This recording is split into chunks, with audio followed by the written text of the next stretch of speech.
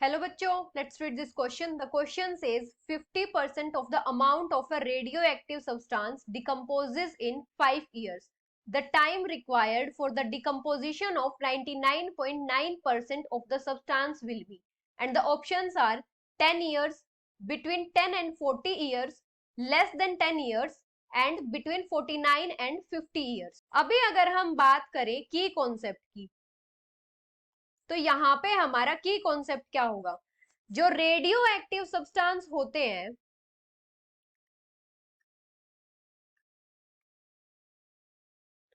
या फिर हम बोले जो रेडियो एक्टिव रिएक्शंस होती हैं वो हमारी फर्स्ट ऑर्डर रिएक्शंस होती हैं। फर्स्ट ऑर्डर रिएक्शंस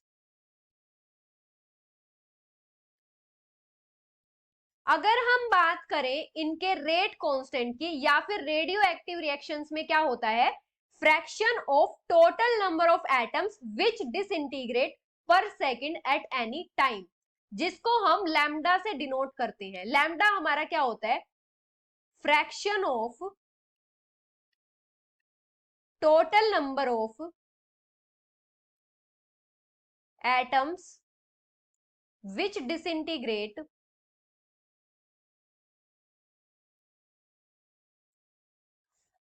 पर सेकंड एट एनी टाइम।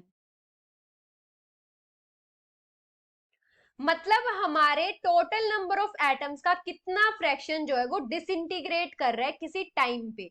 अभी रेडियो एक्टिव रिएक्शंस के लिए जो रेट इक्वेशन होती है वो हमारी क्या होती है, lambda into t equals to 2.303 log n naught by n।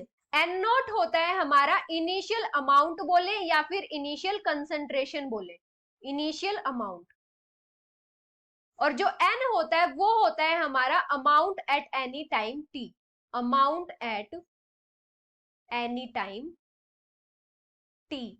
अभी अगर हम बात करें हाफ लाइफ की, मतलब टी हाफ की, हाफ लाइफ क्या होती है, जब हमारी जो रिएक्शन है वो हाफ कंप्लीट हो चुकी होती है या फिर जो हमारा एटम है वो हाफ डिसइंटीग्रेट कर चुका है, उसको हम बोलते हैं हाफ लाइफ। हाफ लाइफ और जो हमारा फ्रैक्शन होता है मतलब लैम्डा, उसके बीच में क्या रिलेशन होता है, टी हाफ होता है हमारा equals to 0.693 divided by lambda के इक्वल। अभी यहां से हम लैम्डा की वैल्यू निकाल सकते हैं, हमें टी हाफ की वैल्यू दी गई है 5 इयर्स, तो यहां से हमारी लैम्डा की वैल्यू कितनी आ जाएगी, 0.693 डिवाइडेड बाई 5। अभी इन्होंने पूछा है कि जो अब इन्होंने पूछा है कि जो हमारा सब्सटेंस है वो 99.9% डिकम्पोज कितने टाइम में कर देगा। अगर हम इनिशियल जो अमाउंट है उसको 100 कंसीडर करें तो 99.9% डिकम्पोज होने के बाद हमारे पास क्या अमाउंट बचेगा, जो हमारा n की वैल्यू होगी वो कितना होगा, 0.1, क्योंकि 99.9 तो हमारा डिकम्पोज हो चुका है। अभी अगर हम इन वैल्यूज को रेट इक्वेशन में पुट करें तो हमारे पास टाइम कितना आएगा, t इक्वल्स टू 2.303, हमारा लैम्डा आ जाएगा इसके नीचे, log n नॉट की वैल्यू कितनी है 100 और n हमारा कितना आया है 0.1।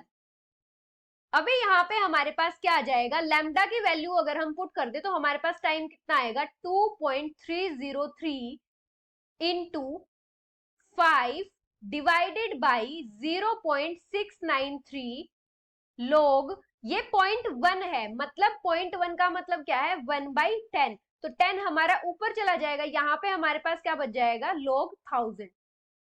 अभी log 1000 को हम क्या लिख सकते हैं, log 10 रेज टू पावर 3 लिख सकते हैं, क्योंकि 10 की पावर 3 कितना होता है, 1000 होता है। अभी ये 3 हमारा आगे आ जाएगा तो क्या हो जाएगा, log 10। तो यहां से हमारे पास क्या वैल्यू आएगी, t इक्वल्स टू 2.303 इंटू 5, 3 हमारा आगे आ गया into 3 divided by 0.693 into log 10।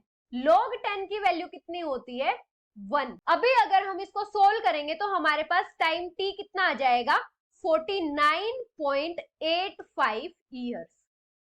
ये हमारे पास टाइम आ जाएगा जब जो हमारा सब्सटेंस है वो 99.9% डिकम्पोज हो चुका है। ये हमारा टाइम कितना है 49 और 50 ईयर्स के बीच में, मतलब between 49 to 50 years. So the final answer is between 49 and 50 years, which is option D. Hope you understood it well. Best of luck.